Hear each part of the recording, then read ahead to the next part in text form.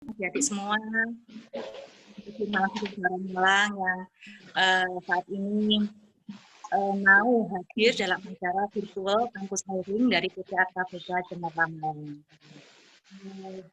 Pada kesempatan kali ini, HRD dari perusahaan Arta Boga ini akan memberikan beberapa ulasan mengenai company profile dan mungkin program-program pekerjaan yang akan mereka luncurkan di tahun 2020 ya.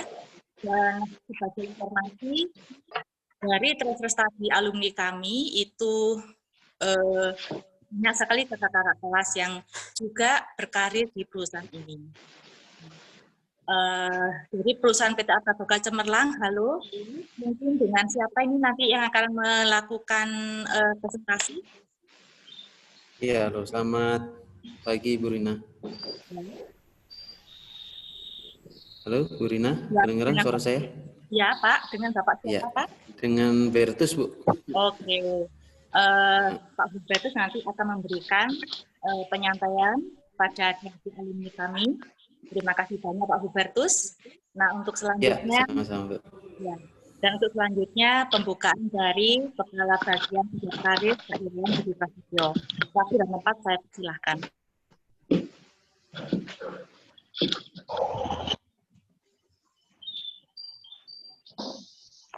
Baik, selamat pagi. Assalamualaikum warahmatullahi wabarakatuh. Waalaikumsalam warahmatullahi wabarakatuh. Baik, selamat pagi bagi semuanya. Pak Hubertus dari Arta Boga yang kami hormati, Bu Rina yang nampak hadir sebagai pembuka tadi, kemudian para alumni yang saya banggakan. Agak sulit ya untuk menyampaikan bahwa optimalisasi kerja pusat karir untuk membantu di bidang program untuk melakukan perekrutan, kemudian program-program soft skill yang notabene harus ditemukan secara offline. Memang agak sulit memberikan pelayanan secara optimal kepada mahasiswa aktif maupun yang alumni. Tapi alhamdulillah pada hari ini pihak Arta Boga sudah memberikan sesuatu yang luar biasa menurut kami di pusat karir, bahwa pihak Arta Boga akan berusaha untuk memberikan informasi-informasi bagaimana cara mencari pekerjaan atau melamar pekerjaan secara online gitu ya. Memang ini dampaknya kita sadari atau kita rasakan semuanya, hampir semua ya, baik perusahaan maupun user atau alumni. Mungkin sulitnya tidak seperti pada waktu kita offline dulu, tapi semoga ini segera berakhir itu. Amin.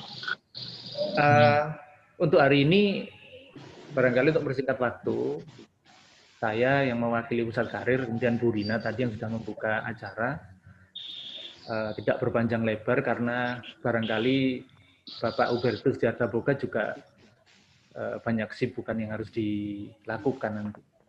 Sehingga untuk dari saya awal sebagai rangkaian kegiatan pusat karir pada saat offline ini cukup mengantarkan begitu aja ya. Jadi mungkin nanti kalau misalnya ada pertanyaan, kalau memang ada sesi pertanyaan ya,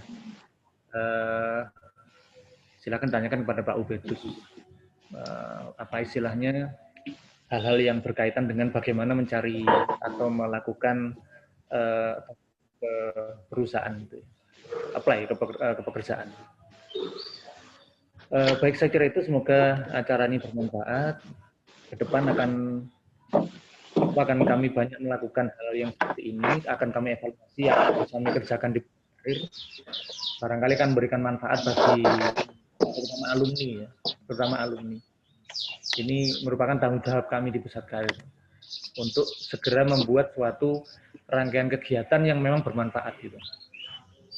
Saya kira itu aja Bu Rina, barangkali langsung aja ke Pak Hubertus untuk berikan waktu. Saya akhiri, wabillahi taufiq wal hidayah. Wassalamualaikum warahmatullahi wabarakatuh. Waalaikumsalam. Waalaikumsalam. Ya, baik. Terima kasih Pak Irawan atas pembukaannya. Untuk peserta yang lain mohon di-mute suaranya ya, karena tadi masih ada gaduh suara dari background Anda semua. Dan saya mohon untuk semua video di-on-kan. Ya, ini saya kalau lihat dari para partisipasi hari ini cukup luar biasa sekali, 40 lebih ya. Jadi sangat antusias sekali dari para alumni untuk mengikuti acara ini. Sekali lagi mohon minta maaf untuk suaranya di-mute dulu ya untuk peserta ya. Nah,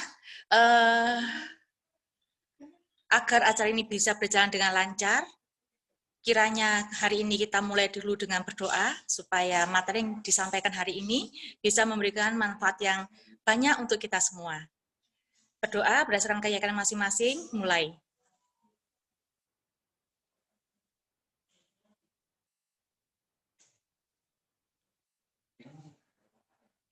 Selesai.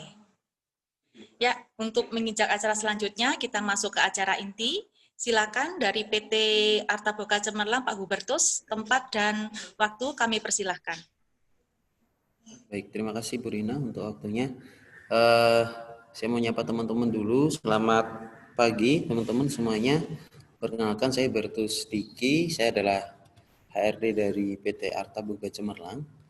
Ya, hari ini mungkin lebih enaknya kita ngomong adalah karir pet gitu ya. Jadi supaya teman-teman juga berpikir bahwa hari ini saya nggak hanya menyampaikan tentang company profile, namun juga ada beberapa gambaran tentang dunia pekerjaan nanti yang akan dihadapi oleh teman-teman. Seperti itu ya. Oke, saya akan mulai presentasinya.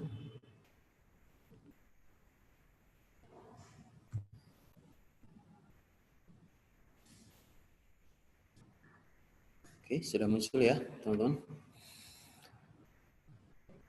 Oke, sudah muncul semuanya. Saya mau tanya, silakan nanti dijawab oleh salah satu atau beberapa aja.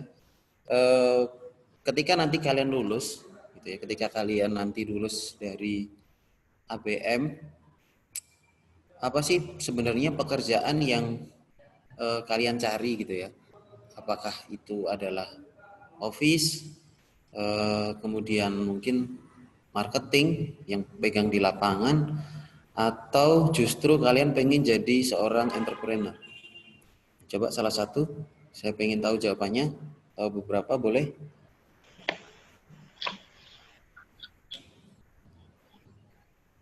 Iya, Mas Alvin udah nyala nih kayaknya. Ya. Ya, silakan Mas. Kalau saya pribadi ingin jadi marketing sama entrepreneur. Berarti marketing sama entrepreneur ya? Ya. Kenapa milih itu, Mas? Karena pertama kalau marketing itu salah satu passion saya. Sudah lama juga saya berkontribusi di bidang marketing. Oke. Kemudian dari skill marketing itu nanti saya bisa mengembangkan sendiri usaha-usaha saya nanti. Jadi itu salah satu skill yang bermanfaat untuk kedepannya. Oke, terima kasih untuk jawabannya. Ya, Ada sama-sama. lagi mungkin teman-teman?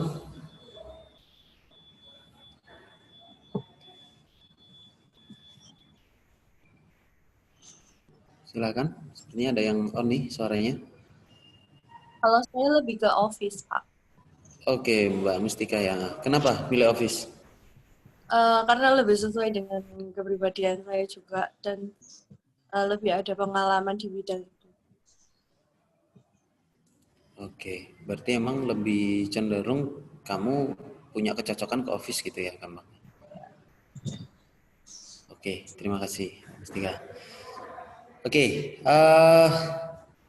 jadi kenapa kita berbicara terlebih dahulu tentang apa yang akan kita ambil gitu ya nanti ketika kita lulus, karena itu penting buat teman-teman Sebenarnya arahnya bukan untuk idealis ketika saya lulus saya harus kerja seperti ini bukan.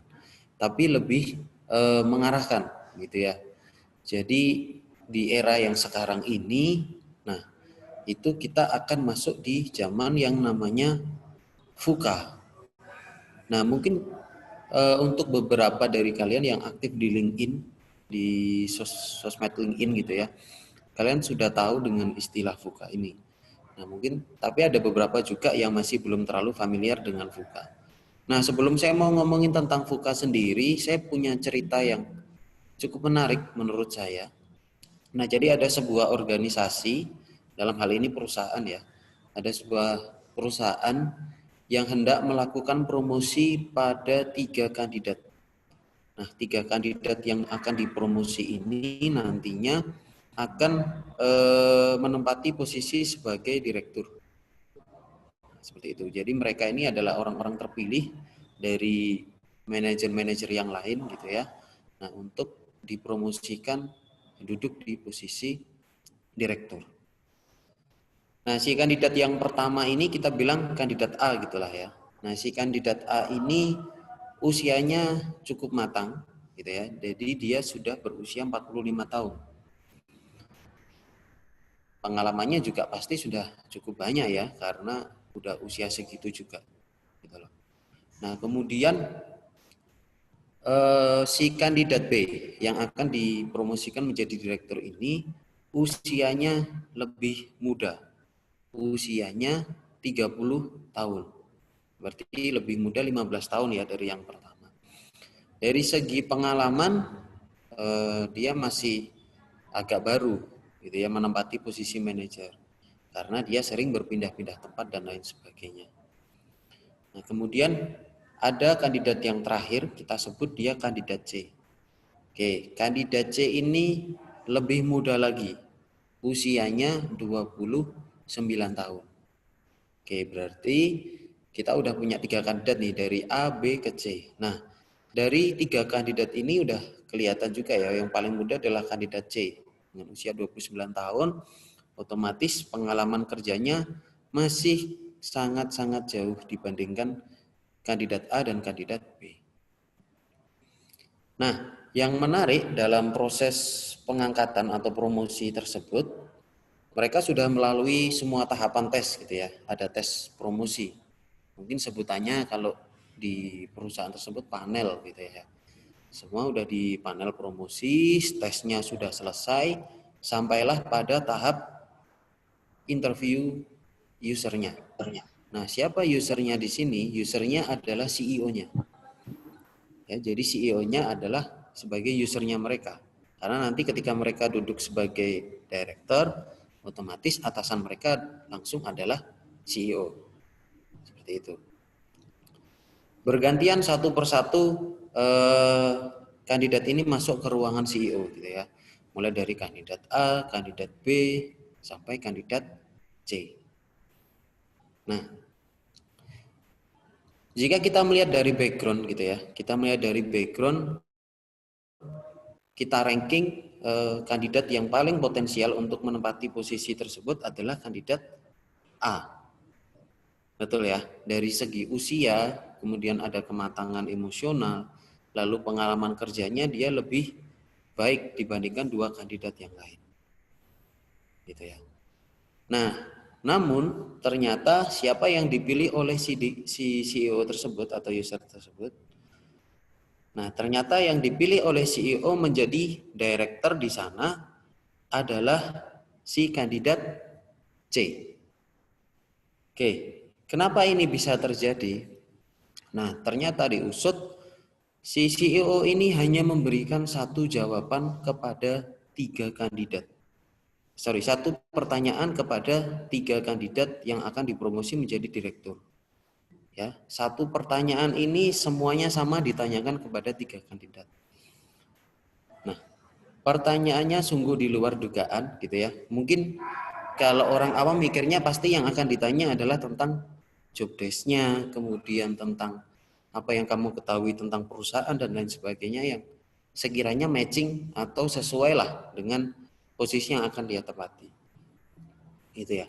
Namun CEO-nya emang punya cara sendiri gitu ya. CEO punya cara sendiri untuk dia promosi kandidat gitu ya. Dia promosi orang untuk jadi istilahnya tangan kanannya dia. Nah, yang ditanyakan oleh CEO ini hanya satu, yaitu siapa nama OB kita. Nah, dari 3 kandidat tersebut yang bisa menjawab nama OB di perusahaan tersebut dengan tepat adalah kandidat C. Gitu ya. Nah, apa sebenarnya kaitan cerita ini dengan VUCA? Sekarang pertanyaannya ke situ. Nah, jadi VUCA itu teman-teman, kalau teman-teman nanti browsing gitu ya, ada volatility, kemudian uncertainty, kemudian complexity dan ambiguity. Nah, ini sebenarnya maknanya lebih ke semuanya serba tidak menentu, semuanya serba cepat dan tidak bisa kita prediksi. Gitu ya. Contoh dari cerita yang saya sampaikan tadi adalah usia muda gitu ya, usia yang masih muda aja bisa menempati posisi direktur. Nah, ini berarti kita ada dua sudut pandang nih ya, kalau dari saya ya. Jadi sudut pandang yang pertama bisa jadi orang-orang yang sudah punya kemampuan gitu ya, namun dia tidak mau melihat sekitarnya, bisa jadi posisinya juga terancam. Seperti itu. Kemudian yang kedua, teman-teman yang masih muda usianya jauh, mungkin di atas orang yang harusnya lebih cocok untuk dipromosi dan lain sebagainya, menempati posisi strategis. Selama kalian punya kompetensi, selama kalian juga mau melihat keadaan sekitarnya, kalian juga akan mendapatkan kesempatan itu. Nah, jadi gampangnya VUCA adalah di mana zaman sekarang posisi seseorang dalam sebuah jabatan gitu ya, dalam sebuah organisasi itu tidak menentu. Nah, itu yang dinamakan VUCA. Nah, dari VUCA tersebut akhirnya muncul istilah yang namanya talent war. Ya, jadi talent war itu adalah perang talent gitulah. Gampangnya seperti itu. Jadi kalau zaman dulu tahun 2010 ke bawah lah, kita bilang 2010 ke bawah, jadi 2009 dan seterusnya. Itu HRD atau HR gitu ya, atau recruiter dan sebagainya, itu pasti akan menunggu kandidat. Nah, jadi gampangnya kita yang ngelamar ke perusahaan, kita nunggu perusahaan proses kita gitu ya. Nah, kalau sekarang kita udah enggak. Nah, mulai dari tahun 2010 tersebut dan rame-ramenya itu baru 2 tahun belakangan inilah, 2018. Kita sekarang sama-sama merebutkan talent gitu ya. Siapa talent? Talent adalah kandidat yang terbaik. Jadi kandidat yang terbaik itu tolak ukurnya macam-macam nih. Nah, salah satu yang paling penting adalah kompetensi. Gitu ya. Akhirnya muncul lagi pertanyaan nih. Nah, kita kan masih fresh graduate, Pak. Gimana caranya kita bisa bersaing sama orang-orang yang udah punya basic, udah punya kesempatan gitu ya. Saya sering dapat pertanyaan. Kalau lowongan kerjanya itu dibutuhkan minimal pengalaman 1 tahun, Pak. Nah, sedangkan kita tidak pernah punya kesempatan, gitu ya. Kita tidak pernah punya kesempatan untuk dapat pengalaman tersebut. Ya gimana kita bisa bisa dapat kesempatan untuk menempati posisi yang dibuka, gitu. Nah, itu sering banget saya dapat pertanyaan seperti itu. Nah, jawaban saya dan saat saya merekrut orang, biasanya saya akan lihat aktivitas organisasi kalian, gitu ya. Jadi untuk teman-teman yang sudah memanfaatkan aktivitas di kampusnya masing-masing gitu ya, dalam hal ini ABM, entah itu di fakultasnya, entah itu di universitasnya, kalian sudah satu step lebih maju dibandingkan teman-teman kalian yang sama sekali nggak ikut organisasi. Kenapa ini penting? Karena begini, sebetulnya saya menganalogikan sebuah perusahaan itu adalah organisasi ketika kita kuliah dulu. Nah, namun saat kita kuliah itu kan skopnya kecil nih, dan tidak terlalu banyak kepentingan di dalamnya gitu ya. Nah, kalau perusahaan itu kan skopnya udah besar, dan di sana juga banyak orang, kemudian akhirnya banyak kepentingan juga. Maksudnya banyak kepentingan itu ya kita nggak bisa memutuskan segala sesuatunya secara pribadi. Gitu ya. Kalau misalkan dalam organisasi nih, misalkan kita ditunjuk sebagai si perlengkapan. Kemudian ketua acaranya minta, besok kamu nyari soundnya di mana? Saya punya tempat atau kenalan di sini, kayak gitu. Nah, tapi kalau sekarang kita nggak bisa langsung memutuskan seperti itu, gitu ya. Misalkan di sini sebagai purchasing katakanlah, yang mengurusi bagian pembelian, gitu ya. Nah, misalkan kita butuh printer baru nih buat support kerjanya kita. Nah, kita kan nggak bisa kan langsung memutuskan saat itu juga kita beli. Karena ada beberapa juga divisi yang kita libatkan, mulai dari keuangan, gitu ya. Kita harus lihat juga nih keuangan, bisa nggak nih support kita buat beliin printer baru. Nah, jadi beruntunglah dan bersyukurlah buat teman-teman yang sudah ikut organisasi di kampusnya masing-masing, gitu ya. Nah, untuk kalian yang belum sama sekali mengikuti organisasi, ya jangan berkecil hati, gitu ya. Nah, sekarang kita kan lagi dalam masa pandemi nih, lagi dalam masa di mana kita ya harus benar-benar menjaga diri, kita mengurangi aktivitas di luar, gitu ya. Banyak webinar-webinar gitu ya yang bisa kalian ikutin. Dan kalau saya boleh saran, nggak masalah misalkan kalian pengen ikut semuanya, oke lah, nggak masalah. Tapi untuk kedepannya itu kita akan hire orang yang sesuai dengan talent, gitu ya. Misalkan kita butuh orang untuk di posisi accounting, gitu ya. Kemarin teman-teman mungkin udah isi di kita, gitu ya. Kita akan lihat nih orang udah punya brevet atau belum nih. Nih orang udah pernah ikut training-training tentang accounting belum nih, nah, kayak gitu. Nah, kandidat-kandidat yang seperti ini itu akan menjadi prioritas buat kita, gitu ya. Jadi ketika kalian kemarin misalkan kilaf atau telat nggak ikut organisasi, ya nggak usah menyesal. Wah, saya nggak bisa masuk dan lain sebagainya. Nah, masih ada kesempatan, yaitu pelatihan, gitu ya. Dan saya mau mengajak teman-teman semuanya untuk jangan menyerah dengan keadaan, gitu ya. Saya mengawali karir dalam bekerja itu adalah sebagai marketing. Jadi saya mengawali karir pertama kali bekerja itu sebagai marketing. Nah, barulah kemudian saya mendapatkan kesempatan untuk menjadi HR atau HRD. Seperti itu ya. Jadi ketika kalian udah apply ke perusahaan sana sini dan lain sebagainya, tapi kok saya belum dapat kesempatan, ya jangan berkecil hati gitu. Karena kesempatan itu nggak akan datang sekali gitu ya. Maksudnya, aduh ini udah ada kesempatan tak lewatin. Nggak, pasti kita akan dapat kesempatan yang lain. Gitu ya.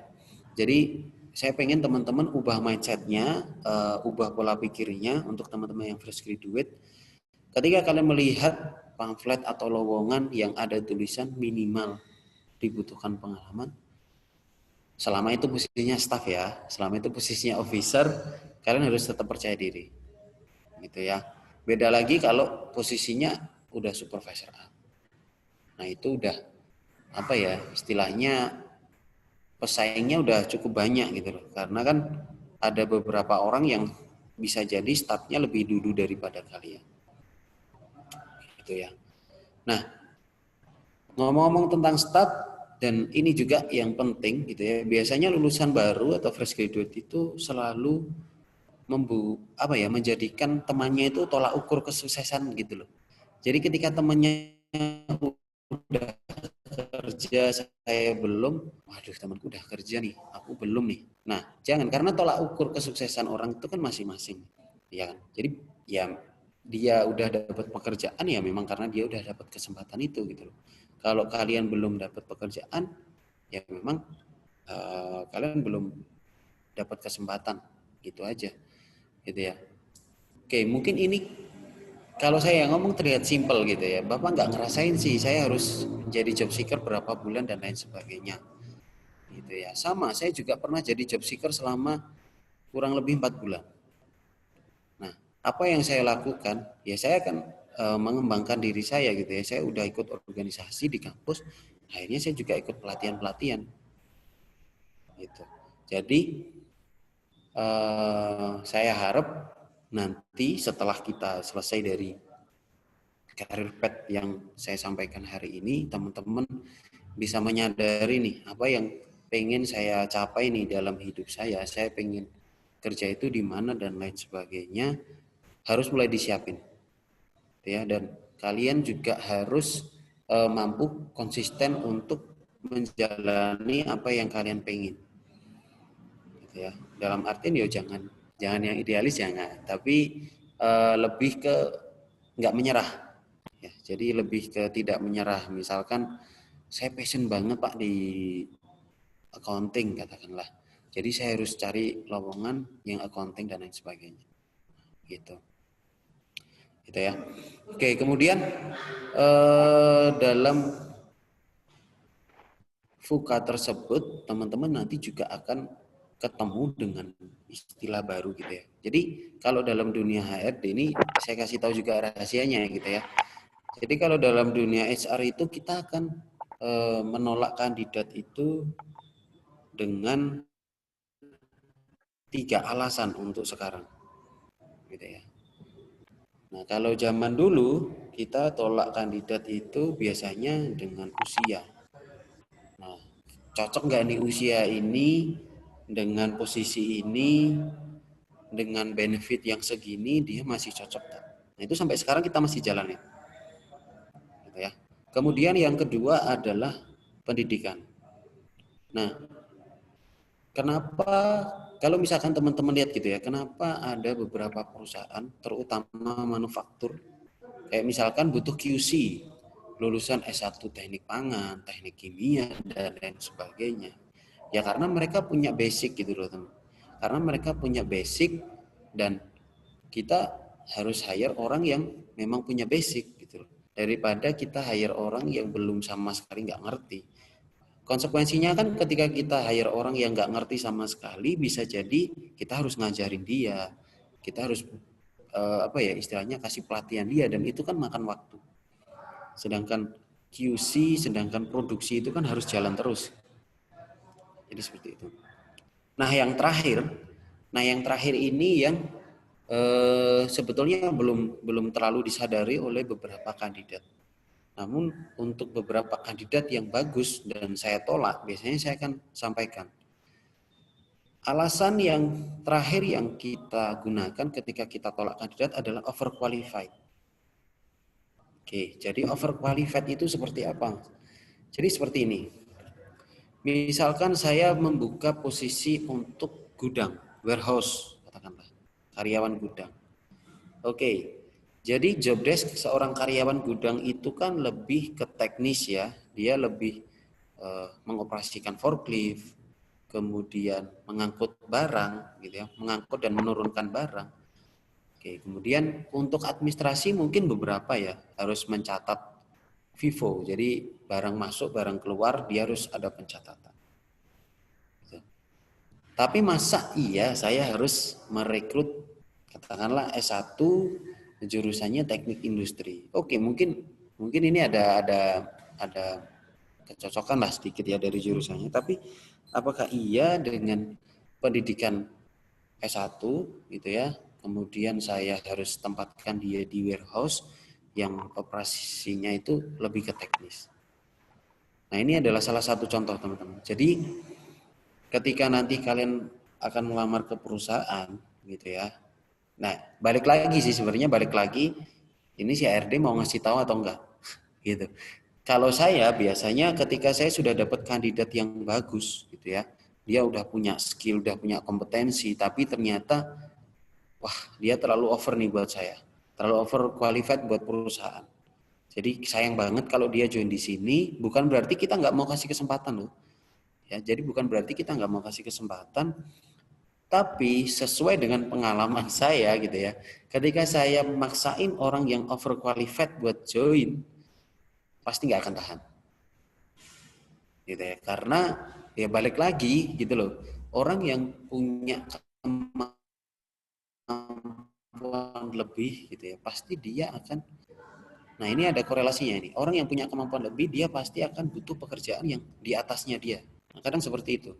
Nah, itu yang saya jumpai akhirnya membuat mindset saya ketika saya punya kandidat yang overqualified nih dengan perusahaan, saya stop prosesnya.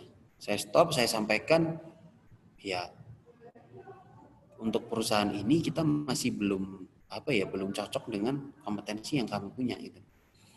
Nah, tapi saya nggak berhenti di situ. Saya biasanya akan kasih rekomendasi dia ke beberapa perusahaan yang memang juga sedang buka, gitu ya. Atau kalau misalkan dia minta tolong, saya juga akan bantu untuk serahkan CV-nya ke HRD-HRD yang kemungkinan besarnya sudah saya kenal. Nah, kayak gitu teman-teman. Jadi penting buat kalian juga harus istilahnya memahami perusahaan yang akan kalian ambil, ya, kalian lamar gitu ya. Jadi kalian harus memahami juga terus kompetensi kalian ini udah sama atau belum. Ini tujuannya lebih mempersingkat dan kalian itu melamar pekerjaannya sesuai dengan sasaran gitu ya. Jadi saya harap mulai saat ini juga harus giat untuk mencari tentang perusahaan tersebut gitu ya. Jadi jangan sampai yang dibutuhkan teknik tapi jurusan saya manajemen, saya coba aja kali ya. Nah, padahal itu buat pabrik, katakanlah buat manufaktur. Nah, hampir 80% saya pastikan kalian nggak akan diproses. Gitu ya. Karena alasannya yaitu tadi, biasanya orang-orang di manufaktur, orang-orang yang sudah plot jurusan sesuai dengan yang dia butuhkan, pasti dia akan cari orang yang benar-benar sesuai.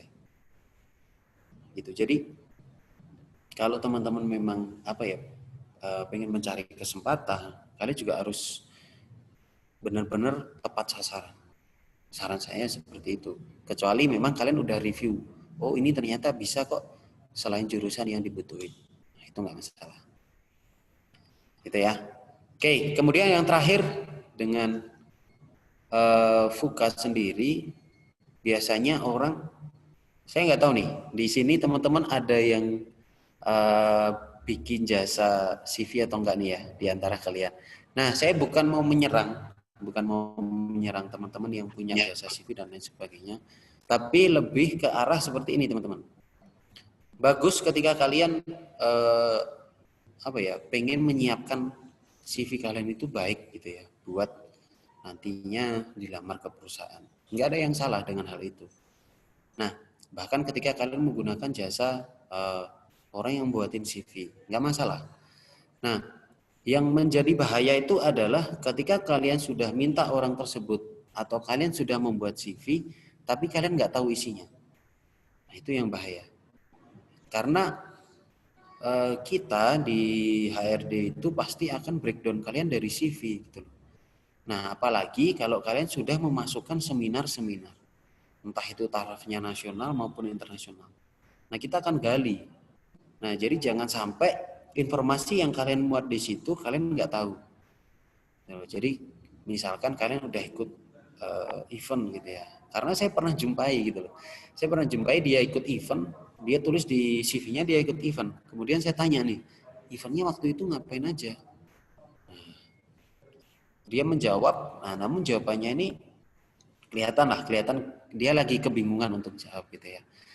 Nah, tapi saya tidak langsung jatuhkan dia, saya nggak langsung buat mentalnya dia down, nggak. Nah, saya akhirnya langsung tembak nih, sebenarnya waktu itu posisi kamu sebagai apa? Nah, ternyata saat dia sampaikan, saya di sana sebagai peserta. Nah, oke. Jadi ini yang yang saya pengen teman-teman itu ketika nantinya nulis CV, gitu ya, entah kalian mau nulis sendiri atau minta tolong jasa, kalian juga harus benar-benar paham isinya gitu loh. Jangan sampai ketika kalian nulis kalian sebagai panitia, kenyataannya kalian sebagai peserta gitu. Karena kan pasti sudut pandang jawaban dari teman-teman nanti akan berbeda. Begitu. Oke. Nah, dalam menghadapi FUKA sendiri, kita perusahaan dari OT Group sendiri akan membuka kesempatan untuk join bersama kita. Nah, ini adalah salah satu cara saya juga gitu ya. Salah satu cara saya juga untuk memenangkan talent war, ya. Jadi talent war saya ya salah satunya pakai career path ini, kayak gitu. Oke, saya akan mulai dari OT Group dulu. Jadi Arta Boga itu apa, nanti di akhir akan ada slide-nya sendiri. Jadi kita mulai dari OT Group terlebih dahulu. Nah, OT Group adalah salah satu consumer good yang berdiri di Indonesia, gitu ya. Nah, kita mulai dari tradisional minuman dulu awalnya, kemudian kita berkembang menghasilkan produk-produk yang lain. Jadi nggak hanya minuman, ada juga makanan, kemudian ada juga personal care. Nah, seperti itu. Nah, OT Group sendiri, gitu ya, tidak hanya bergerak di bidang FMCG saja atau fast moving consumer good. Yang dalam hal ini ada makanan, minuman, lalu personal care, tapi juga kita punya retail, kita juga punya resto juga ada. Nah, nanti saya akan kasih lihat teman-teman group of company-nya kita itu apa aja. Nah, dalam perjalanan karir di perusahaan ini kita udah terima beberapa award ya, mulai dari produknya kita Wavertingo, terus ada UPS, terus ada juga Formula. Nah, ini ada beberapa juga award yang sebenarnya lain, tapi nggak muat kalau misalkan kita masukin gitu ya, nggak muat dan akan wasting time juga. Jadi saya hanya tampilkan beberapa award yang kita tampilkan juga. Nah, seperti itu. Oke, kemudian ini adalah historinya. Nah, teman-teman bisa lihat perjalanannya. Ada truk biru di sana ya. Nah, nanti kalau teman-teman join di sini, teman-teman akan dapat kesempatan buat datang ke kantor pusat kita yang di Cengkareng, di Jakarta. Teman-teman akan lihat truk biru yang sangat melegenda ini, gitu ya. Jadi truk ini yang digunakan pertama kali di tahun 1948 untuk mendistribusikan atau menjual produknya, gitu ya. Nah, di situ masih ada logonya anggur merah. Oke, mungkin untuk teman-teman yang cowok atau teman-teman yang cewek, ayahnya ada yang konsumsi Amer gitu ya. Nah, itu adalah salah satu produk dan memang cikal bakalnya dari OT dari situ. Nah, jadi tahun 1948 OT pertama kali berdiri itu ada di Semarang. Dan memang pemiliknya itu adalah orang Semarang asli. Jadi pemiliknya adalah orang Semarang asli, mendirikan OT di tahun 1948. Gitu ya. Nah, produk pertama kali yang kita jual adalah tradisional health drink. Ya, jadi minuman tradisional. Ya, seperti yang saya sampaikan tadi, kayak anggur merah gitu ya, melancarkan peredaran darah, kemudian anggur kolesom, nah kayak gitu. Nah, sebenarnya anggur merah ini juga melancarkan peredaran darah gitu ya, asalkan konsumsinya dalam batas wajar. Seperti itu. Nah, kemudian di tahun 1984 dari 48 ke 84 OT sempat merubah namanya gitu ya, bertransformasi, namanya diganti menjadi ADA, Attention, Direction, and Action. Nah, jadi waktu itu sempat ganti nama nih. Nah, karena di tahun ini itu udah mulai peralihan ke generasi kedua. Jadi dari generasi yang pertama, pendirinya OT mau pindah ke generasi yang kedua ke Pak Hamid Joyonegoro. Gitu. Nah, di tahun yang sama, di periode tahun 84-85, itu Arta Boga berdiri. Ya, jadi PT Arta Boga Cemerlang berdiri di tahun tersebut. Itu. Nah, lanjut lagi di tahun 1995, gitu ya. Ada yang lahir di tahun ini? Nggak ada ya? Oke, di tahun 1995 ada diubah kembali menjadi namanya orang tua. Gitu ya. Jadi kembali lagi namanya menjadi OT atau orang tua. Seperti itu. Nah, di tahun yang sama, di tahun 95, kita juga ada perubahan logo. Gitu ya. Jadi kita ada perubahan logo, namun bukan logo yang di awal tadi ya. Jadi sebelum logo itu kita ada lagi logo. Tapi tetap pakai ikonik Pak Jenggot. Seperti itu. Kemudian di tahun 2004, nah kita udah semakin mengembangkan bisnis kita, gitu ya. Kita udah membedakan produk-produknya kita itu menjadi 3. Ada food, beverage, dan personal care. Nah, untuk food sendiri itu kita ada beberapa produk baru juga. Nah, nanti teman-teman akan lihat sama di minuman juga dan personal care juga. Gitu ya. Nah, di tahun yang sama di tahun 2004 ini kita merubah logonya. Logo kembali. Nah, logo yang kita ubah ini adalah logo yang teman-teman lihat di awal tadi ya. Jadi sampai sekarang dari tahun 2004 kita pakai logo ini. Nah, yang ada di gedung OT-nya kita. Gitu ya. Oke. Kemudian apa aja yang menjadi visi dan misi dari perusahaan gitu ya. Nah, visi kita adalah go beyond. Jadi kita mau ajak teman-teman gitu ya untuk melampaui batasannya masing-masing. Untuk melawan rasa nyamannya gitu ya. Jadi kita pengen kalian juga berkembang di sini. Kemudian apa misi kita untuk mewujudkan hal tersebut? Nah, berarti kita harus tumbuh bersama dengan orang-orang di sekitar, baik itu karyawan, baik itu consumer kita gitu ya. Consumer dalam hal ini ya masyarakat secara luas. Seperti itu. Kemudian bertumbuh dengan bisnis kita di Asia Pasifik. Gitu ya. Jadi kita nggak hanya jualan atau kita hanya distribusi produk kita secara nasional, enggak. Kita juga harus distribusi produk kita secara internasional. Seperti itu. Kemudian kita bertumbuh dengan value dengan pemangku kebijakan atau stakeholder-nya kita. Gitu ya.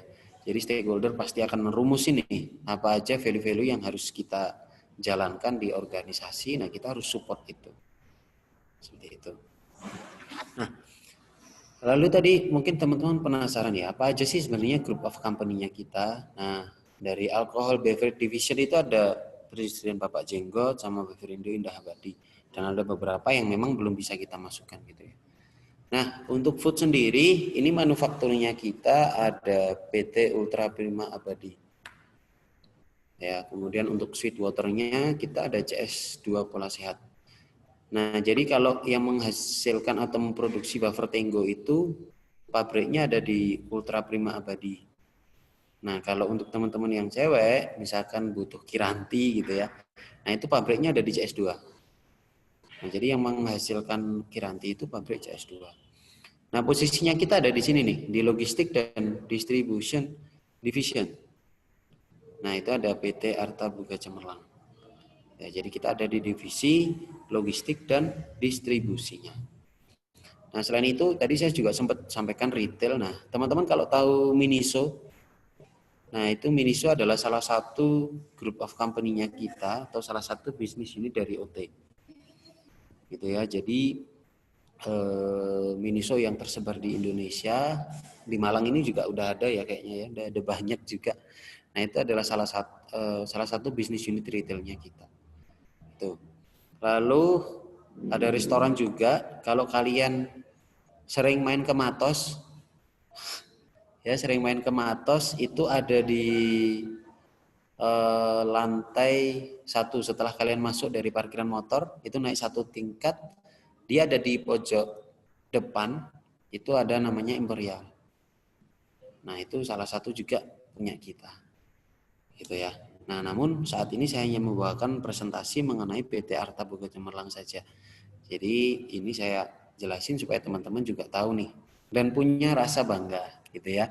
Jadi nanti saat gabung di sini misalkan jalan-jalan ke mall, tahu nggak sih Miniso itu juga salah satu bisnis unit tempat aku kerja loh. Nah, kayak gitu. Gitu ya. Setidaknya itu udah bikin teman-teman bangga lah ketika nanti teman-teman berkumpul dengan masyarakat. Seperti itu. Oke, kemudian kita langsung ke produk. Jadi produk-produknya kita apa aja? Nah, untuk wafer, ya mungkin ini udah nemanin kita sejak kecil ya. Kita, oke, saya masih sumber sama kalian mungkin. Oke, jadi sejak kecil kita udah tahu gitu ya. Kalau makan wafer ya wafer Tenggo.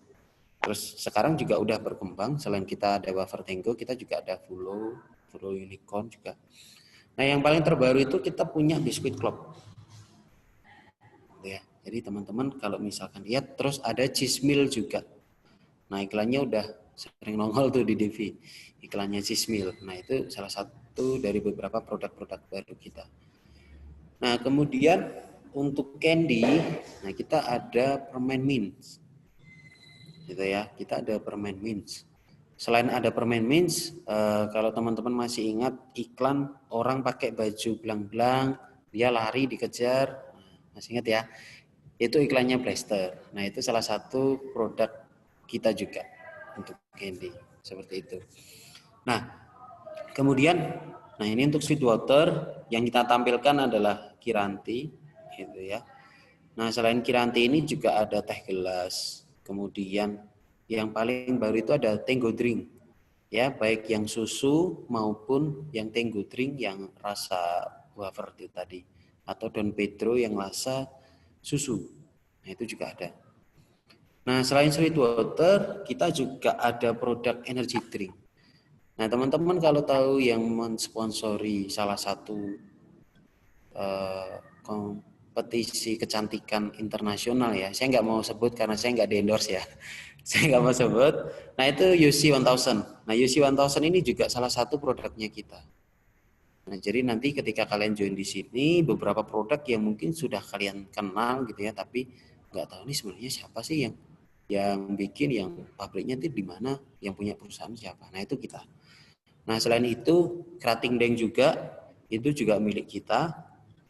Gitu ya. Jadi nanti ketika kalian di sini ya berbanggalah ketika produk-produk kalian juga emang udah dikenal oleh masyarakat. Gitu ya. Nah, kemudian ada toothbrush. Nah, ini ada formula. Jadi formulanya nggak hanya sikat gigi, tapi juga pasta gigi. Tuh. Nah, selain personal care yang lebih ke arah pasta gigi dan sikat gigi, kita juga ada hand sanitizer, hand soap, sama masker. Nah, ini produk benar-benar baru semua.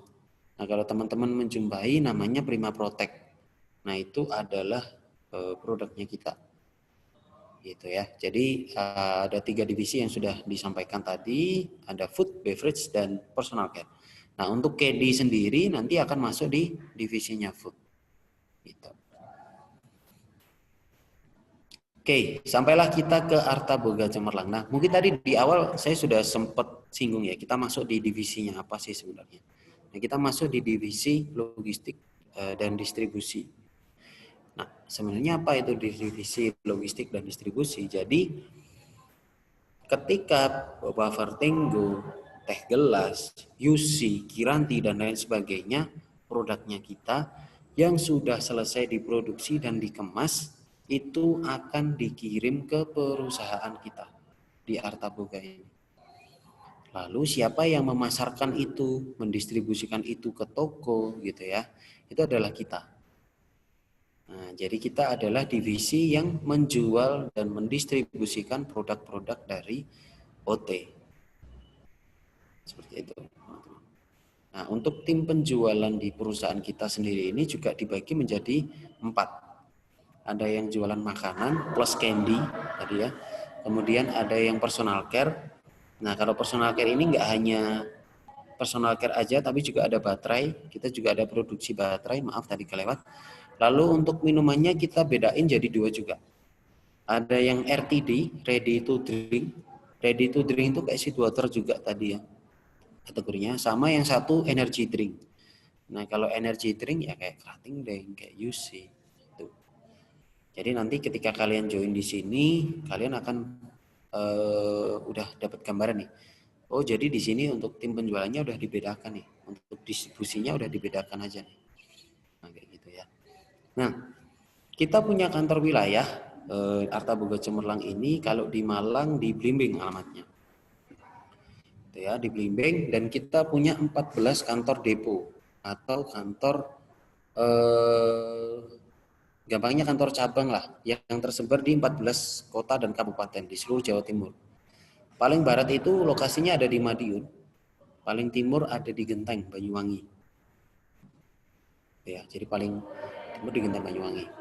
Nah, untuk teman-teman yang nanti melamar sebagai sales supervisor trainee, teman-teman akan lebih sering dalam tanda kutip jalan-jalan. Gitu gitu ya, supaya mindsetnya, wah saya kok pindah-pindah kerja terus Pak, bukan. Jadi lebih gampangnya kita artiin jalan-jalan gitu ya. Jadi kalian akan dipindah tugaskan, dipindah tempat kerjakan gitu ya. Misalkan bulan ini ada di kantor Malang, bulan depan bisa pindah ke kantor Madiun, bulan depan bisa pindah ke kantor Kediri kayak gitu. Nah, itu terus terjadi gitu ya. Nah, alasannya apa? Nanti teman-teman akan tahu. Oke, saya lanjutkan. Nah, jadi untuk Artaboga sendiri itu punya distribution map atau kita punya jalur penjualan gitu ya, itu tersebar di Pulau Jawa, Bali, Nusa Tenggara, Aceh, Sumatera Utara, Kalimantan, Sulawesi, dan Papua. Nah, untuk di Jawa, lebih-lebih di Jawa Timur, kita ada 2 kantor wilayah, ada di Surabaya dan Malang. Nah, untuk prosesnya sendiri nanti teman-teman akan kita tempatkan di Malang, gitu ya, di kantor wilayah yang ada di Malang. Deponya ada 14 tadi. Menutup kemungkinan nggak Pak, suatu saat saya harus pindah ke wilayah lain? Gitu ya. Nggak, jadi bisa jadi kalian dapat kesempatan untuk lebih berkembang lagi dengan berpindah kantor wilayah. Nah, Jawa Timur sendiri itu terkenal dengan produk-produknya atau apa ya, kualitas SDM-nya itu baik. Gitu ya.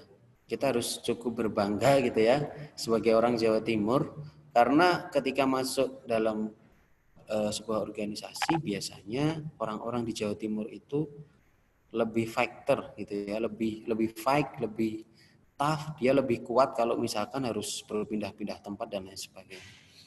Nah, itu alasan kenapa biasanya kita akan lebih sering cari orang. Nah, teman-teman mungkin ikutin perusahaan kita ya, kita udah sering upload di Jobstreet, kita udah sering upload di lowongan kerja. Ini kok perusahaan nggak tutup-tutup sih nyari orang gitu. Biasanya mindsetnya kayak gitu ya.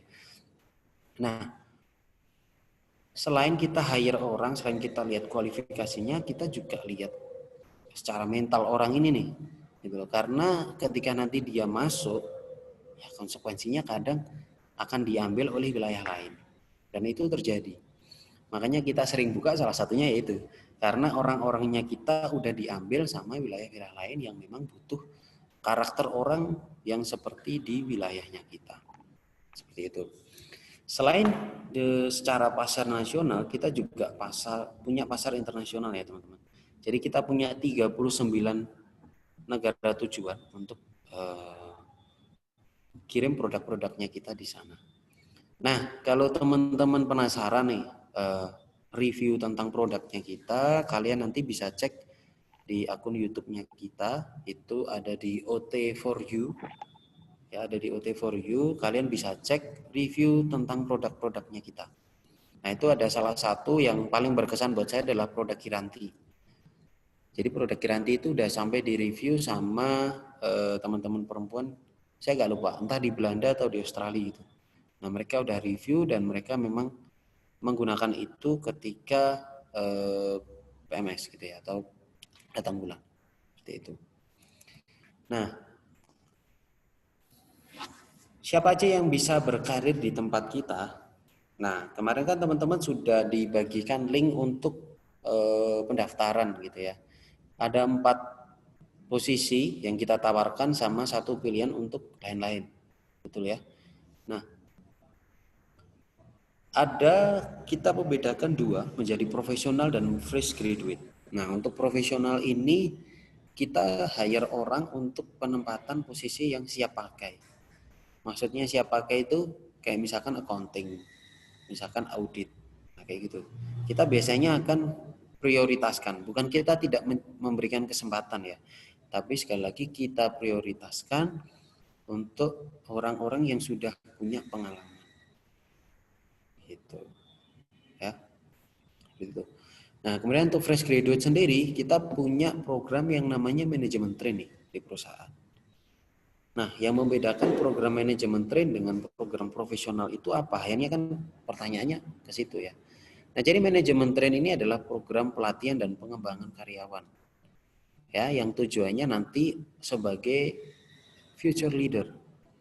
Nah, jadi untuk mengisi posisi di top manajemen, gitu ya, di top manajemen kita ada 2 jalur, gitu ya. Jadi jalur profesional dan jalur manajemen train. Nah, yang membedakan apa? Yang membedakan adalah belokan, dalam tanda kutip ini adalah analogi ya. Jadi manajemen train itu belokannya lebih sedikit. Jadi jalurnya dia lebih cepat dibandingkan orang-orang yang profesional. Gitu ya. Bukan berarti di perusahaan kita tidak jalan untuk program promosinya, enggak. Kenapa kita memprioritaskan orang-orang dari manajemen train untuk menempati posisi top manajemen? Gitu. Nah, karena di posisi manajemen train tersebut kita udah branding kalian, kita udah siapkan kalian gitu loh. Kita udah siapkan kalian, kita udah investasi ke kalian. Nah, supaya itu tidak sia-sia, karena kalian sudah lebih tahu tentang core value dan lain sebagainya, kita mau tempatin kalian untuk di posisi top management. Nah, seperti itu. Jadi alasan kenapa manajemen train yang dapat kesempatan atau prioritas duduk di posisi top management karena ini adalah program investasi. Ya, beda dengan profesional yang memang benar-benar kita hire orang, dia punya basic, dia punya kompetensi di posisi tersebut. Seperti itu ya, teman-teman. Oke. Nah, saya mau kasih lihat, mungkin kemarin kalian sudah sempat cek 4 posisi yang kita tawarkan, namun pasti bertanya-tanya nih, kualifikasi yang dibutuhin sebenarnya apa, terus usianya berapa, lalu pekerjaannya nanti seperti apa. Nah, saya mau bahas sesuatu mulai dari sales supervisor train terlebih dahulu. Ya, jadi sales supervisor train ini yang kita cari kualifikasinya adalah yang ada di sebelah kanan. Ya, ada pria wanita maksimal 25 tahun, S1-nya semua jurusan, minimal IPK-nya 3,00 dan memahami penjualan FMCG. Nah, memahami penjualan FMCG ini biasanya langsung tanya nih fresh graduate-nya ya. Waduh Pak, saya kan fresh graduate, gimana saya bisa paham nih tentang penjualan di FMCG itu seperti apa? Gitu kan. Nah, minimal ketika kalian masuk di sini, kalian sudah tahu siapa kompetitor kita, siapa aja kompetitor kita gitu ya. Terus ketika kalian sudah tahu siapa aja kompetitor kita, itu udah modal yang sangat berharga sih. Gitu ya. Karena nanti larinya udah masuk ke tanggung jawab nih. Udah nyambung nih akhirnya. Nah, tanggung jawab yang pertama mengelola tim penjualan. Ya, jadi kalian bertanggung jawab untuk mengelola tim sales. Jadi nggak hanya neriain mereka untuk kejar target, kejar omset dan lain sebagainya, enggak. Tapi kalian harus mengelola mereka, harus mengembangkan mereka. Kalau misalkan mereka nggak mencapai target dan omset dari perusahaan, berarti kan ada yang salah. Nah, apa yang salah itu harus dicari tahu. Jadi kita mendidik karyawan kita gitu ya, kita merawat karyawan kita itu bukan untuk menyalahkan orang lain, bukan, tapi untuk mencari tahu, gitu ya, mencari tahu apa yang terjadi sebetulnya dan mengajak semuanya untuk bekerja sama. Itu yang dimaksud dengan mengelola. Kemudian menjalin hubungan baik dengan toko. Nah, ini penting buat kalian yang melamar sebagai sales supervisor gitu ya. Karena kan konsumen pertama kita ketika nanti kita memasarkan produk adalah toko. Betul? Karena kita harus menurunkan barang atau menjual barang di toko. Bisa nggak sih sebenarnya kita jualan langsung ke orang? Ya bisa. Bisa aja. Tapi itu akan bikin bisnis dalam masyarakat secara umum berantakan. Orang udah susah payah bikin toko, bangun toko gitu ya, dengan harapan kan dia pasti akan menjual sebuah produk. Tapi kalau semua perusahaan produsen itu punya toko, gimana orang yang sudah bangun toko ini? Jadi teman-teman juga harus memahami nih, ini dalam aturan bisnis, dalam aturan nanti kalian bekerja itu seperti itu. Jadi bisa aja kita itu istilahnya apa ya, jual secara langsung lah. Tapi kan ada orang yang memang punya toko dan kita bisa memfasilitasi mereka seperti itu. Kemudian mengidentifikasi pangsa pasar dan menerapkan strategi bisnis perusahaan. Nah, ini yang saya maksud ketika kalian memahami minimal siapa aja yang menjadi kompetitor di perusahaan kita. Tolak ukurnya apa? Tolak ukurnya dari produk, teman-teman. Contoh nih, Buffer Tango. Siapa sih pesaingnya Buffer Tango? Nah, coba dicari tahu. Jadi minimal kalian udah cari tahu nih, ternyata nih apa namanya, pesaing terberatnya Buffer Tango itu produk ini loh. Nah, berarti kalian udah ada di tahap mengidentifikasi pangsa pasar. Nah, ketika nanti kalian sudah sampai di sana, kalian harus mengembangkan lagi nih. Berarti harus pakai strategi apa nih? Nah, muncullah nanti strategi bisnis dari perusahaan yang harus diterapkan. Nah, itu bisa dikombin dengan apa yang sudah kalian cari tahu tentang gimana caranya mengalahkan produk lawan. Seperti itu. Kemudian, selain sales supervisor train, kita juga buka untuk tandemnya. Nah, ini adalah posisi yang paling banyak kita serap dari kampus ABM. Ya, jadi hampir 70-80% lah operasional supervisornya kita itu alumnus dari UPM. Seri ABM, sorry. Bahkan sampai di operasional manager itu kita juga alumnus dari ABM. Gitu ya. Nah, jadi teman-teman bisa lihat nih. Tanggung jawabnya apa aja mengelola tim operasional. Nah, yang masuk di tim operasional itu adalah logistik sama warehouse dan operasional sendiri tentunya ya. Jadi kayak administrasi, kemudian logistik ini lebih ke warehouse, kemudian distribusi itu lebih ke driver. Nah, jadi itu. Jadi ada 3 yang kalian kelola kalau misalkan di operasional, ada admin, driver, sama warehouse. Kemudian mengawasi aktivitas operasional dan logistik.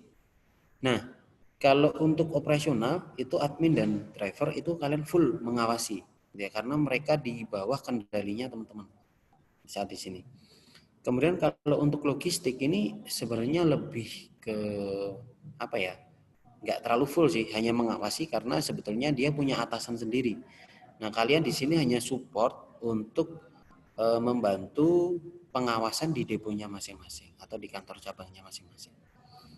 Lalu yang terakhir memastikan pencapaian produktivitas dan efektivitas pengiriman. Nah, jadi kalau penjualan punya target penjualan, gitu ya. Kalau operasional punya target pengiriman, gitu. Jadi ketika nanti kalian masuk di sini dan udah join gitu ya, udah join masuk di bagian operasional, kalian akan tahu. Gitu ya. Toko itu unik teman-teman. Jadi toko itu jam bukanya itu ya sekarang ya, posisi sekarang ya, itu nggak bisa kita prediksi gitu. Mindset kan kalau orang kerja kan pasti buka dari jam 8 sampai jam 4 atau jam 8 sampai jam 3. Toko enggak. Mereka punya aturan sendiri gitu loh. Mereka bisa jadi buka jam 7 sampai jam 9, istirahat dulu. Siang baru buka lagi. Nah, ini juga penting buat kalian tahu gitu ya. Supaya apa? Pengirimannya juga efektif. Nah, itu tadi. Efektif dan produktif. Jadi sekali kirim ya tokonya nggak tutup.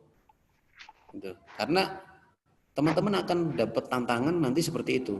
Yang kalian prediksi tokonya udah buka nih jam-jam segini. Nah, ternyata didatangi tokonya masih tutup. Nah, kayak gitu ya. Jadi harapannya nanti ketika masuk di sini untuk posisi operasional sendiri juga harus memahami sampai sedetail itu. Gitu, teman-teman. Kemudian, nah ini apa aja sebenarnya benefit untuk manajemen training? Gitu ya. Yang pertama adalah upah. Gajinya lebih kompetitif. Saya nggak bisa sampaikan nominalnya di sini. Mungkin nanti saat udah sampai di tahap offering, kita akan sampaikan. Nah, untuk insentif ini lebih ke sales supervisor atau di tim penjualannya, gitu ya. Karena adanya target, ya pasti kita kasih apa ya, upah lebih lah. Kita kasih bonus lah, namanya insentif ini. Gitu. Kemudian kita ada klaim kesehatan atau medical claim gitu ya. Nah, bukan berarti perusahaan nggak daftarin ke BPJS. Nah, biasanya mahasiswa-mahasiswa udah aktif nih. Saya nanti dapat BPJS atau enggak, Pak? Dapat, cuma kalian dapat lagi yang namanya medical claim. Jadi medical claim itu ketika kalian merasa, aduh, ini kalau di cover sama BPJS kayaknya nggak mungkin deh sakitku dan lain sebagainya. Nah, dalam posisi seperti itu kalian bisa pakai dalam tanda kutip voucher lah ya, voucher medical claim-nya. Nah, medical claim-nya sendiri nanti juga diatur budgetnya sesuai dengan level pekerjaan teman-teman di sini.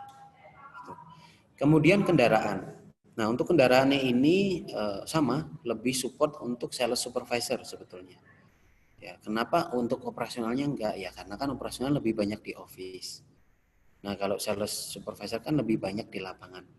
Dan kenapa kendaraan? Nah, jadi gini, kita bukan mau gaya-gayaan, bukan teman-teman. Jadi, wah UT ini gaya-gayaan aja nih, sales supervisornya kasih mobil enggak. Jadi kita mau branding orang, kita mau branding karyawan kita supaya tokonya tidak menolak. Gitu. Nah, salah satu hal unik yang perlu saya sampaikan gitu ya, untuk teman-teman nanti yang melamar sebagai sales supervisor trainee, silahkan dibuktikan sendiri gitu ya ketika nanti masuk di sini. Ketika kalian datang ke grosir, ya toko grosir itu berarti tokonya agak besar. Kalau teman-teman tahu di daerah Pecinan itu ada toko Segoro namanya. Nah itu tokonya besar. Jadi toko grosir itu toko-toko besar. Biasanya kalau yang tahu di pasar sih, di pasar biasanya juga ada. Ketika kalian datang di sana, oke lah pakai seragam perusahaan, tapi naik motor, ya. Nah biasanya kalian akan diproses. Tapi nanti, kenapa hal ini terjadi gitu ya? Karena itu juga ngangkat brandingnya mereka gitu loh. Ketika semakin banyak mobil yang parkir di depan tokonya mereka, jadi semakin banyak kendaraan yang parkir di depan tokonya mereka, mereka akan merasa wah berarti tokoku daya jualnya tinggi.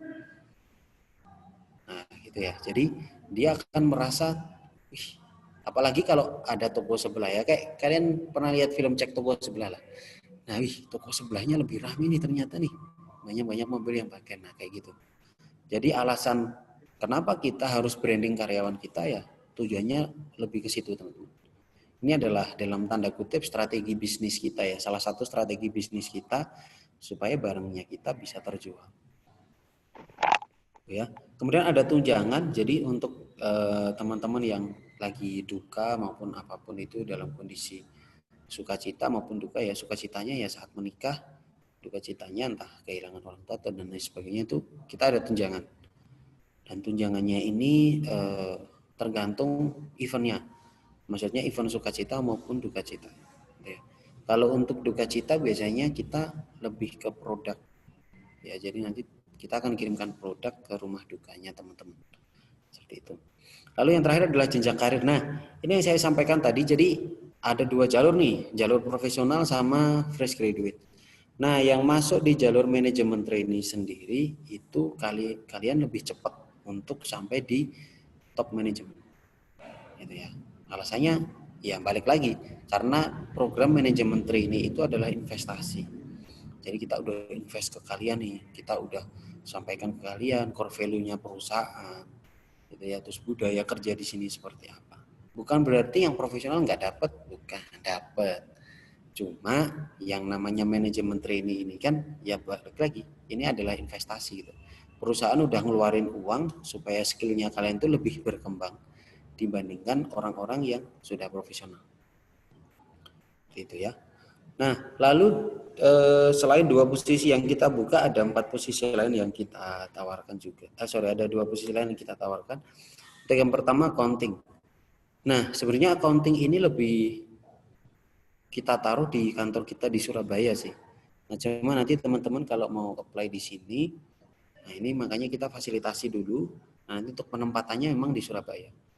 Nah, untuk gendernya kita nggak batasi, boleh pria, boleh wanita. Yang paling penting adalah memahami SAP keuangan. Jadi mungkin lebih familiarnya SOP keuangan lah. Gitu ya. Kaitannya apa aja? Nah ini ada invoice. Jadi invoice itu seperti klaim, gitu ya. Jadi misalkan ada pembayaran dengan vendor, nah teman-teman nanti yang memproses invoice tersebut. Kemudian mencatat hutang dan piutang. Nah, jadi di perusahaan kita itu ada account payable sama account receivable. Nah, nanti di proses mencatat hutang dan piutang ini kalian akan kerjasama dengan AR. Itu. Kemudian berpartisipasi dalam audit keuangan. Nah, ini penting karena ya uang ini kan vital banget buat perusahaan ya, buat kelangsungan hidup perusahaan, kelangsungan hidup organisasi dan lain sebagainya. Itu. Lalu melacak setoran dan pembayaran bank. Itu. Jadi selain 3 tanggung jawab yang di atas, kalian juga harus mengawasi kinerja kasir masing-masing depo. Nah, beban kerjanya nanti akan kita bagi, tapi harus full kontrol ke kasir deponya masing-masing. Ya, karena kaitannya ini dengan setoran dan pembayaran uang. Gitu. Oke, kemudian untuk yang terakhir yang kita buka adalah checker atau audit. Nah, untuk penempatannya sendiri kita akan tempatkan di Bondowoso. Ya, Bondowoso dan Lumajang. Jadi pegang 2 depo. Nah, khusus untuk audit kita prefer ke cowok, teman-teman. Gitu ya, kita prefer ke cowok. Untuk jurusannya kita cari yang akuntansi atau manajemen. Itu sama harus memahami SAP-nya audit juga. Jadi SAP-nya apa aja? Nah, ini dia. Lakukan pengecekan pada tim penjualan. Nah, jadi lebih ke tim penjualan, faktur dari penjualan. Gitu ya, itu kalian yang cek. Tim-tim audit ini yang cek. Kemudian meninjau proses bisnis organisasi secara objektif. Gitu ya. Jadi misalkan ada kesalahan dalam SOP di tim penjualan, ya kalian harus secara objektif mungkin untuk menyampaikan bahwa ini salah dan harus diluruskan. Gitu ya. Lalu melindungi penipuan dan pencurian aset organisasi. Nah, jadi ketika menemukan sebuah case gitu ya, entah apapun itu kaitannya entah itu penipuan atau pencurian aset, nanti tim audit ini yang punya kewenangan untuk melakukan pengecekan. Nah, setelah itu baru prosesnya nanti ke legalnya di perusahaan. Kayak gitu. Nah, khusus untuk teman-teman yang manajemen trainee gitu ya, teman-teman nggak usah khawatir, waduh kayaknya kerjanya lumayan berat nih Pak, karena saya nggak paham apa aja yang harus saya kerjain, tanggung jawabnya apa aja. Nah, nggak usah khawatir karena nanti kalian akan didampingi sama tim yang namanya iCare. Nah, jadi iCare itu gampangnya adalah tim trainer internal perusahaan. Gitu ya. Jadi mereka nanti akan memfasilitasi kalian mengenalkan produk knowledge-nya kita, kemudian core value-nya perusahaan, ya, dan apapun yang berkaitan dengan perusahaan. Dan tentunya tentang pekerjaannya kalian. Itu nanti akan didampingi oleh iCare. Jadi ada program yang namanya Classroom kalau di sini. Nah, di program Classroom ini nanti kalian akan ditempa, diajari tentang gimana caranya kerja di sini. Gitu ya, teman-teman. Nah, kita sampai di penghujung. Sebelum nanti saya akhiri, saya ada satu video di mana ini menggambarkan suasana kerja di kantornya kita. Cuma ini yang saya ambil sampel ada di kantor Cengkareng. Nah, nantinya teman-teman yang sudah join di sini akan dapat kesempatan buat main ke sana. Gitu ya, terutama buat MT. Biasanya MT itu kalau untuk panel atau mau promosi biasanya mereka akan berangkat ke Jakarta. Gitu. Oke, silakan menikmati videonya.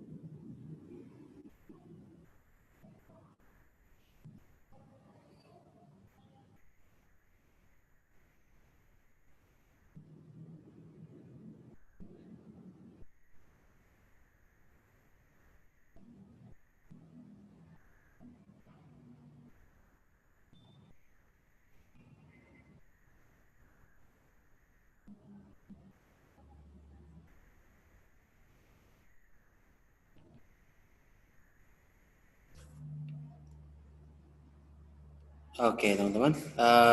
Jadi itu adalah presentasi singkat dari saya. Untuk selanjutnya saya kembalikan ke Ibu Rina. Silakan, Bu. Ya, terima kasih sekali Pak Hubertus atas penjelasannya yang luar biasa hari ini. Yang bisa saya simpulkan dari hasil penjelasan tadi adalah bahwa terdapat dua jalur karir di dalam Artaboga, yaitu yang pertama jalur profesional dan yang kedua adalah jalur fresh graduate. Dan untuk kali ini saya simpulkan bahwa Artaboga Cemerlang Malang mencari atau membidik yang fresh graduate ya, makanya memberikan kesempatan kepada lulusan ABM. Nah, untuk fresh graduate tadi ada 4 posisi yang ditawarkan, yaitu sales supervisor, operational supervisor, accounting, dan checker atau audit. Ya. Betul. Sebagai informasi saja Pak Hubertus, sekitar seminggu yang lalu kalau nggak salah, ada HRD yang datang ke kampus kami, ke pusat karir, kalau nggak salah Mbak Agnes atau siapa, Mbak Agnes memberikan ini brosur gede bahwa Artaboga. Di sini yang ditawarkan kami adalah untuk MT, sales supervisor sama operational supervisor ya. Memang yang saat ini sedang dicari di Malang. Nah, dari penjelasan tadi para peserta, apa ada yang mau ditanyakan? Silakan. Saya kasih waktu untuk 3 pertanyaan. Saya mau bertanya, Bu. Ya, dari siapa namanya, Mbak? Yuwanur Fitriana. Iya. Ya, Mbak? Saya mau bertanya mengenai MT tadi, kan ada program pelatihan dahulu. Jadi kan sebelum menjadi supervisor ada pelatihannya. Itu berapa lama selama pelatihan dan bagaimana MT tersebut nantinya dikatakan lulus atau tidak? Begitu, Bu. Terima kasih. Yang kedua, silakan. Ya, Bu, saya ingin bertanya. Siapa, Mas? Nama saya Ibram Hanif. Mungkin ini juga ada yang di benak teman-teman saya juga yang berada di sini terkait tentang teknis pelamaran, Bu. Untuk pelamaran di Artaboga ini, apakah yang kemarin sudah kita isi formnya itu, apakah nanti ada pengisian lagi ya, atau dikirim lewat email yang seperti yang tadi diinformasikan di slide untuk lamarannya? Ya, berikutnya yang terakhir, pertanyaan ketiga. Saya, Bu. Apa yang mau ditanyakan? Saya, Bu. Ya. Silakan, nama. Yosua Yulio. Saya mau tanya, Mas, kepada Masnya. Ini kan accounting-nya kan posisinya kan yang dibuka di Surabaya, Mas ya. Untuk penempatan Surabaya. Nah, itu kemarin itu saya baru mengikuti acara job fair di Surabaya online. Itu juga ada PT Artaboga yang juga presentasi. Nah, itu saya juga udah apply di sana melalui job fair yang kemarin. Apakah saya perlu juga apply melalui acara ini, Pak, untuk posisi accounting? Terima kasih. Oke. Baik, Pak Hubertus, silakan ditanggapi untuk 3 pertanyaan tadi. Baik, terima kasih kesempatannya, Bu. Oke, saya mau menjawab untuk yang pertama dulu ya, Bu, dari Mbak Yuwanur tadi ya. Terkait masa pendidikan ikatan dinas ya. Jadi gini, untuk manajemen train sendiri, kita di perusahaan ada yang namanya masa ikatan dinas, Pak Iwan ya. Jadi masa ikatan dinasnya kita itu berlangsung dalam kurun waktu 1 tahun.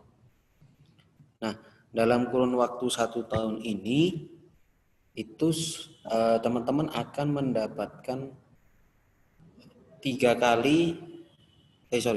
mendapatkan 2 kali panel ya. Nah, jadi panel yang pertama ini adalah panel classroom. Nah, jadi nanti ketika sudah join di sini, kalian akan ada classroom atau materi secara kelas gitu ya, yang tadi saya sampaikan. Materinya ini kita lakukan selama kurang lebih 2 minggu, 14 hari. Nah, dalam waktu 14 hari ini nanti akan tahu tentang product knowledge, profil perusahaan, dan lain sebagainya. Ya, lebih-lebih kalian akan tahu masing-masing job desk-nya. Jadi job desk-nya saya itu apa, nah nanti masing-masing akan tahu dalam classroom tersebut. Gitu ya. Nah, di waktu 2 pekan ini, teman-teman harus memanfaatkan dan harus benar-benar memahami gitu ya tentang apa yang sudah kita sampaikan dan kita berikan. Di akhir nanti, di akhir sesi ketika sudah selesai, kalian akan ada post test. Nah, post test inilah nanti yang akan menentukan langkahnya teman-teman, gitu ya. Jadi, meskipun teman-teman sudah bergabung, gitu ya, sebelumnya udah bergabung, katakanlah sebulan udah kerja. Namun ternyata ada classroom nih saya. Nah, di classroom-nya gagal, ya, teman-teman classroom-nya gagal, teman-teman nggak bisa melanjutkan ke proses berikutnya. Nah, makanya sangat penting ketika kalian sudah ikut classroom harus memahami. Gitu ya. Nah, itu yang pertama, panel yang pertama. Kemudian ketika ikatan dinasnya sudah selesai, kalian akan melepas gelar manajemen trainee. Ya. Jadi saat melepas gelar manajemen trainee itu nanti namanya berubah menjadi sales supervisor atau operational supervisor. Ya, karena manajemen trainee-nya udah lepas. Nah, untuk melepas label manajemen trainee ini ya, gelar manajemen trainee ini, kalian ada panel lagi. Dan panelnya ini setingkat lebih menantang gitu ya daripada yang sebelumnya. Jadi nanti kalian akan presentasi ini tentang hasil kerja kalian, kemudian kerja timnya kalian, sama performa dari kalian masing-masing. Nah, dalam kurun waktu 1 tahun ini kan kita udah kasih waktu kalian untuk berkembang, mengenali perusahaan dan lain sebagainya. Kalau sampai di panel nanti ternyata gagal, gitu ya, sama. Opsinya adalah teman-teman tidak bisa melanjutkan ke tahap berikutnya. Gitu. Jadi makanya kenapa kita juga sering buka, ya karena kita kompetitif banget untuk menseleksi calon kandidat kita. Gitu ya. Jadi mulai dari classroom yang pertama tadi, kalau panelnya gagal, kalian nggak bisa lanjut. Kemudian lanjut lagi panel yang kedua, saat masa ikatan dinasnya sudah selesai dalam waktu 1 tahun, itu ada panel. Kalau lulus, ya teman-teman akan melanjutkan ke jenjang berikutnya. Gitu ya. Bisa dipromosi ke sales manager, area sales manager, dan lain sebagainya. Seperti itu. Oke, mungkin ada yang masih mau ditanyain dari Mbak Iwan? Sudah, Pak. Terima kasih. Oke, sama-sama. Terima kasih untuk pertanyaannya. Oke, kemudian untuk yang kedua, saya agak lupa tadi yang nanya namanya, Bu. Yang jelas pertanyaan, iya, yang jelas pertanyaan tadi saya sempat agaknya tadi tentang apakah harus mengirimkan lamaran lagi melalui email atau enggak. Kalau misalkan teman-teman sudah mendaftarkan dirinya di link yang kemarin kita bagi melalui Bu Rina, nggak perlu. Ya, jadi nanti kita akan seleksi dari yang kemarin. Nah, kita akan panggil kandidat yang sesuai dengan prioritasnya kita. Nanti barulah saat di situ teman-teman menyiapkan berkas lamarannya masing-masing. Gitu ya. Namun untuk kalian yang tadinya masih belum mengisi form yang kemarin kita kasih, kalian bisa kirim lamaran di email yang tadi kita sampaikan. Gitu ya. Jadi saya harap teman-teman untuk bisa capture, nggak tahu tadi sudah sempat capture atau belum. Nah, ini saya kasih kesempatan kalian buat capture lowongannya kita. Ya, jadi yang pertama untuk sales supervisor trainee-nya. Oke, silakan di capture. Nah, itu ada emailnya kita juga untuk teman-teman yang masih belum melampirkan kemarin saat di Google Form ya. Nah, kemudian untuk operasionalnya juga, silakan kalau misalkan mau di capture, sama juga, ya. Ini emailnya juga masih sama, yang membedakan subjeknya. Lalu untuk accounting sama juga, silakan di capture, subjeknya juga beda, ya. Untuk alamat emailnya masih sama. Lalu yang terakhir adalah checker. Nah, silakan. Itu. Jadi kalau misalkan memang sudah melamar melalui Google Form yang kita kasih, tidak perlu mengisi kembali. Gitu ya, Mas.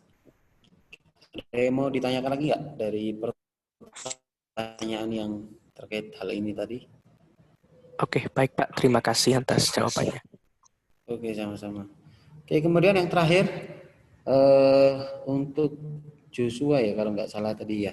Nanya tentang job fair, Pak. Saya di Surabaya udah apply, Pak. Di sini perlu nggak? Oke, jadi begini, untuk antisipasi proses kita di Surabaya yang udah load dan terlalu banyak lamaran, saya kasih kesempatan kalian untuk melamar di emailnya kita, ya. Jadi kalau kemarin sudah sempat ikut di sana dan sampai sekarang masih belum dapat proses, nah karena kita juga ada kerjasama dengan kampus UPM, gitu ya.